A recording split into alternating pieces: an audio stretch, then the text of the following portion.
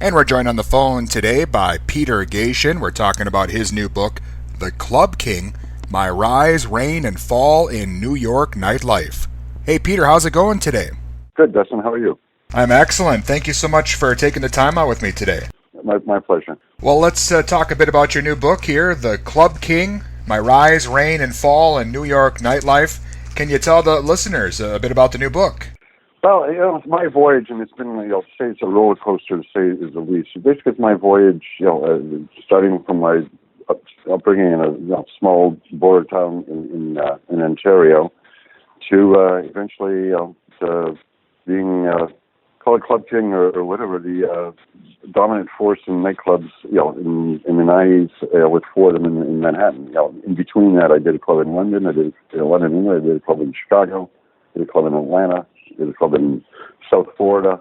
So it takes you through my upbringing in Cornwall, very frugal, lower middle class, to first club in my small town, to South Florida, to Atlanta, and gives you, I try to take the reader through what life was like back then in the nightclub world, and my rise, and how things were sort of different, now things were sort of the same, and different celebrities, different bands, different nights that happened in the places, and to my peak in '96, where basically the four largest clubs in New York City, and Giuliani's we'll call it quality of life campaign that basically was my downfall, and then that actually was 4 years of my life that were really difficult. I think the campaign, the scorched earth aggression that they showed to me was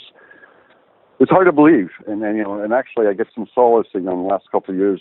People read about Giuliani and they sort of recognize he's some kind of megalomaniac or whatever. But it was sort of my voyage through that, and then I try to take a reader through New York City in the '90s, New York City in the '80s, and the difference, and I always consider it sort of like the golden era. It's the golden era or the last of an era, this is pre-digital, pre-social media, where if you wanted to go out, you wanted to find out what people are wearing, you wanted to find out what fashion is going to be, what the curve of the fashion was going to be, whether it was music, whether it was art or whatever.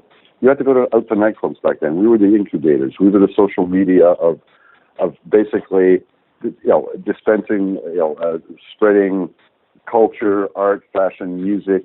It all came out of the nightclub scene or nightclub scene in various cities, and I want to take the reader through that and just how different it is from today. Where I said back then people didn't have cell phones or back then, it's not 100 years ago either.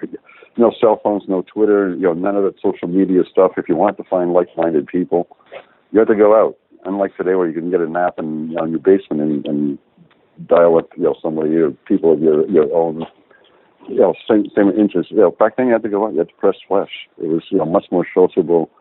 It was much more egalitarian also back then. Where for some reason, clubs in the early 2000s evolved to sort of that bottled concept where you went in and spent $1,000, $500 reserving a table and a couple bottles and that kind of stuff. Where we valued clients not so much on how much they could spend at our place. Actually, it wasn't even a consideration. It was more like, what did you bring to make this party better? It was your style, your attitude, your whatever.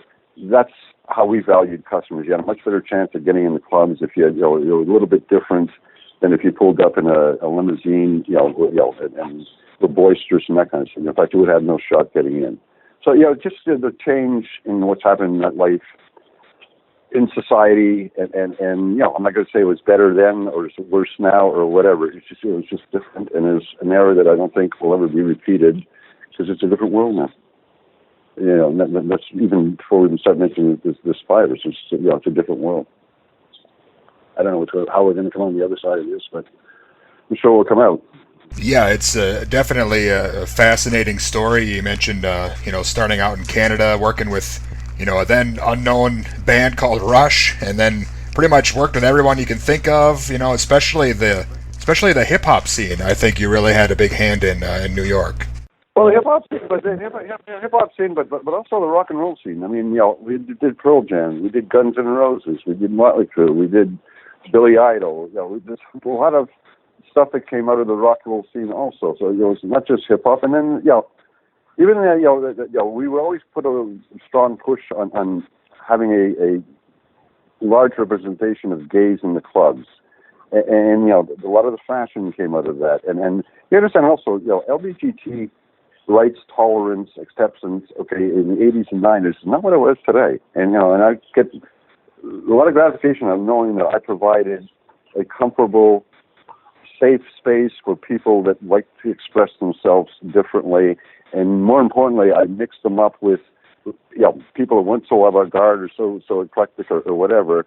And, we had clubs where it was basically 10% of every sort of culture was represented in our clubs, and it took a lot of work, a lot of events to draw different factions of different elements out of New York City, but it worked, and it was very special. And like I said, now most clubs are everybody looks the same.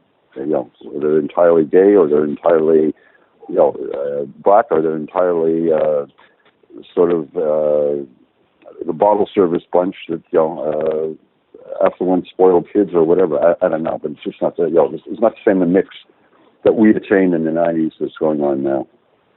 Definitely. Again, Peter Gatien with us. We're talking about his new book, The Club King, My Rise, Reign, and Fall in New York Nightlife. And Peter, you mentioned, when things kind of started to fall apart, you were a bit, vilified, kind of made an example of by Rudy Giuliani. But, it's great you're able to get your side of the story out there now. Yeah, in fact, like I said, we did 20 million people in that period. Okay, so there's a lot. The people that actually went there know that it was not this crazy drug supermarket that we deal that Giuliani and crew tried to label us, as.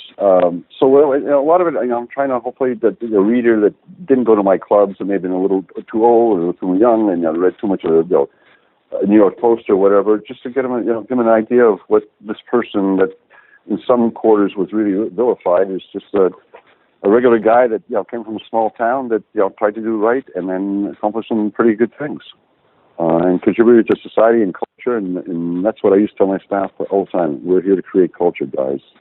That's the main thing. We made it financially sustainable, but we have to be smart about it and whatever else, and that was our mission, and I feel I've accomplished that pretty well.